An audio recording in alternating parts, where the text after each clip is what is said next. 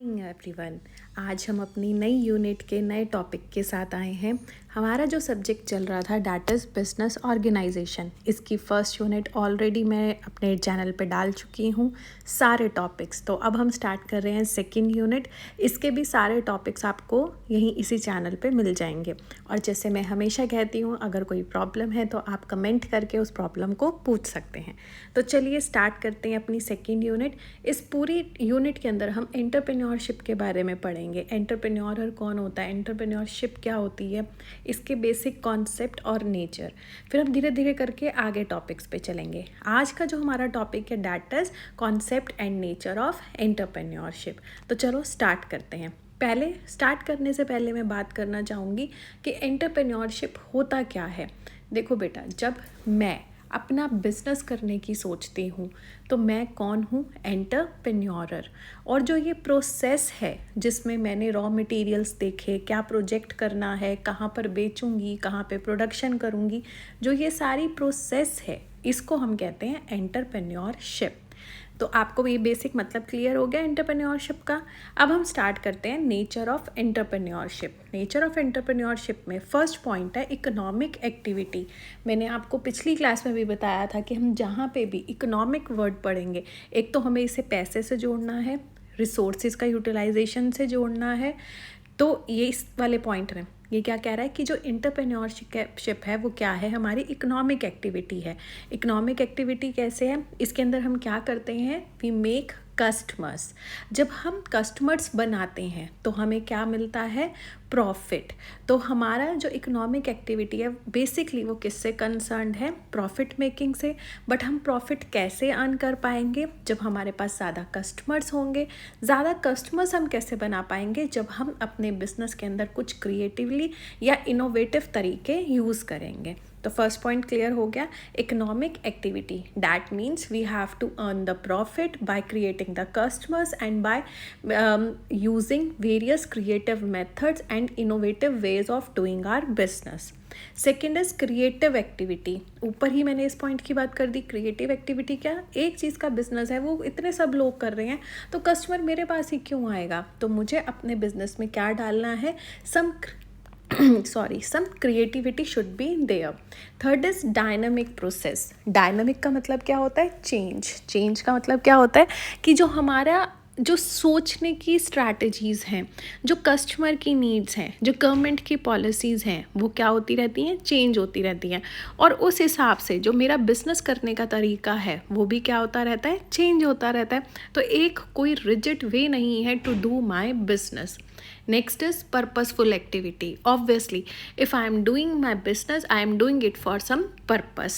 Next is risk element. हमने ये business वाले चैप्टर में भी पढ़ा था कि हम जब कहीं पे पैसा लगा रहे हैं तो ऑब्वियसली उसमें कुछ ना कुछ रिस्क होगा। Either that money will give us profit और लॉस। तो जब भी मैं एंटरप्रेन्योरशिप कुछ कर रही हूँ, कुछ नया स्टार्ट कर रही हूँ, तो there is some risk element in that.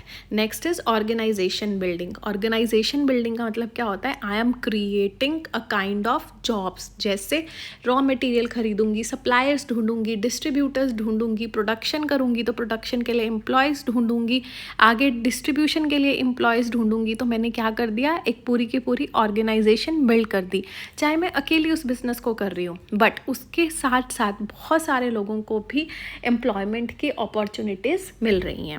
Next is and last point is gap filling function. Gap filling function है मतलब मैं उसी चीज़ का तो बिजनेस करूँगी जिस चीज़ की डिमांड है, जो लोगों को चाहिए। तो मैंने क्या गैप फिल कर दिया, डिमांड और सप्लाई का जो गैप था मैंने उसे फिल कर दिया। आपको घर बैठे बैठे आपको चाहिए था कि मैं कुछ ऐसा हो कि मैं जहाँ पर खड़ी हूँ वहीं से मुझे टैक्सी बुक हो जाए और जहाँ मुझे जाना है वहीं जाके मुझे उतारे, मुझे मेन रोड तक ना जाना पड़े। गैप था यहाँ पे, तो मैंने क्या क्रिएट कर दी, ऊबर, ओला, ये ऐप्स मैंने तैयार कर दी। तो मैंने क्या कर दिया, उस गैप को फिल कर दिया जो डिमांड मेरा कस्टमर कर रहा था, जिसकी सप्लाई उसे नहीं मिल रही थी।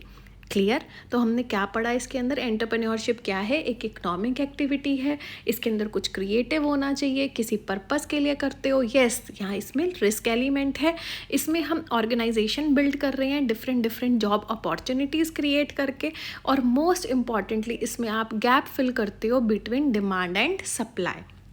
तो चलो चलते हैं नेक्स्ट टॉपिक के ऊपर, that is factors influencing entrepreneurship. अब फैक्टर्स कौन से फैक्टर्स हैं जो मुझे एक एंटरप्रेन्योर बनाने पर, मैं बन गई एक एंटरप्रेन्योर, इसके लिए कौन कौन से फैक्टर्स हैं। First is personal characteristics. Personal characteristics is कि मैं कहीं पे जॉब कर रही थी और मैं उस चीज़ से सेटिस्फाई नहीं थी, क्योंकि जो मेरी पर्सनैलिटी है वो ऐसी है ही नहीं कि मैं किसी के अंडर काम करूं। मेरी पर्सनल कैरेक्टरिस्टिक्स कैसे हैं, जहाँ पे मुझे क्रिएटिवली काम करना पसंद है, मुझे रिस्क लेना पसंद है, मुझे दूसरों को काम बताना पसंद है, ना कि खुद दूसरों से ऑर्डर्स लेना पसंद हो।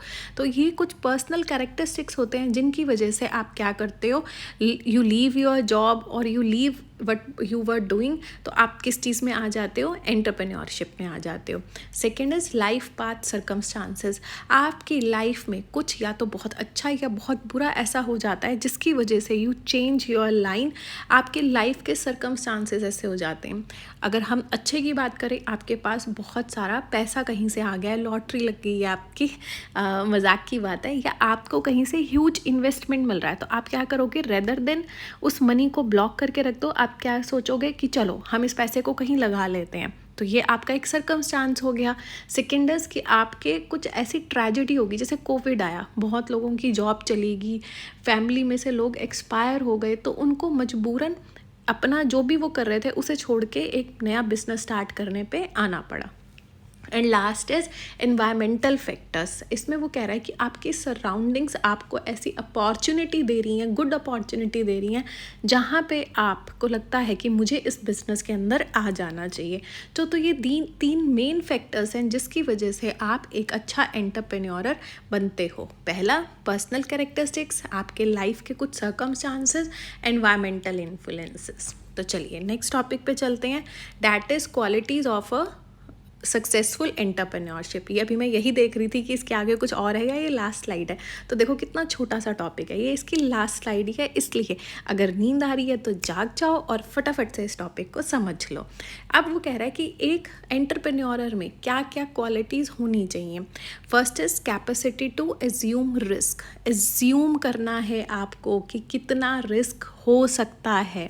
जिसके अंदर ये क्वालिटी है, जो अच्छा डिसीजन ले सकता है कि मुझे यहाँ पैसा इन्वेस्ट करना चाहिए या नहीं करना चाहिए, अगर करती हूँ तो क्या चांसेस हैं रिस्क के, तो वो एक अच्छा एंटरप्रेन्योर बन सकता है।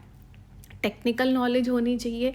किस चीज़ की टेक्निकल नॉलेज होनी चाहिए कि कल को अगर चेंज आता है तो मैं उस चेंज में करंट सिनेरियो को कैसे फिट कर सकती हूँ या कर सकता हूँ। लाइक कल को चेंज आता है कि लोगों को लगता है कि अब मेरे को ये जो बिज़नेस कर रहे हैं अपना, फॉर एन एग्ज़ाम्पल घर से डिलीवरी करने का फ्रूट का, ये तो इसमें फ्रूट का मज़ा नहीं आ रहा, हमें जो फ्रूट जाके शॉप से ख़रीदने में मज़ा आता है। तो अब यहाँ पे आपके पास उस बिज़नेस की टेक्निकल नॉलेज होनी चाहिए और आप में वो विलिंगनेस होनी चाहिए उस चेंज के साथ खुद को चेंज करने की, कि अब मैं क्या स्ट्रैटेजीज़ यूज़ करूँ, या अगर मुझे अब अपनी लाइन चेंज करनी पड़े तो मैं अपनी लाइन चेंज करके एक नए बिज़नेस में आ जाऊँ। Next is ability to marshal resources. Marshal resources का मतलब है कि रिसोर्सेज आपको एक जगह पे नहीं मिलेंगे, कुछ आपको इंपोर्ट करने पड़ेंगे, कुछ आपको अपनी लोकल मार्केट में देखना पड़ेगा। तो आपके पास वो एबिलिटी होनी चाहिए कि ये देखने की कि मेरे बिजनेस के लिए कहाँ से मुझे बहुत अच्छे और सस्ते दामों पे रिसोर्सेज मिल सकते हैं।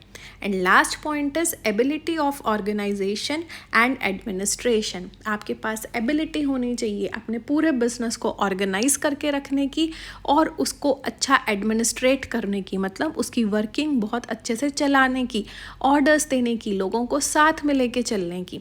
तो यहाँ पे हमने 4 क्वालिटीज़ की बात की, बहुत इजी, कि पहला आपको ये देखना आना चाहिए कि इस काम में कितना रिस्क है, क्या ये काम इतना इन्वेस्टमेंट के लायक है या नहीं है। सेकेंड इज़ आपके पास टेक्निकल नॉलेज होनी चाहिए जिस भी फील्ड में आप अपना बिजनेस करने जा रहे हैं, और आपके अंदर विलिंगनेस होनी चाहिए कि अगर मुझे चेंज लाना पड़ा, तो मुझे अपना बिजनेस चेंज करना पड़ा, तो मेरे अंदर वो एबिलिटी होनी चाहिए, वो विलिंगनेस होनी चाहिए टू चेंज माई लाइन।